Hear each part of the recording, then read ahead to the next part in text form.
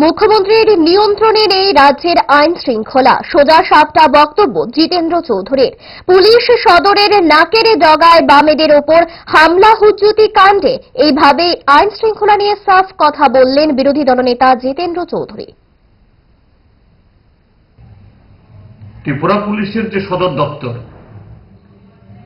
যেখানে DGP, IG এবং আরো পদস্থ অফিসাররা বসেন, যেখানে আজকে আমরা সভা করেছি, খুব বেশি দূর হলে পরে এটা 150 গজ হবে, সেখানে যদি এই অবস্থা হয়, ত্রিপুরাজ্যের অন্যত্র কি অবস্থা?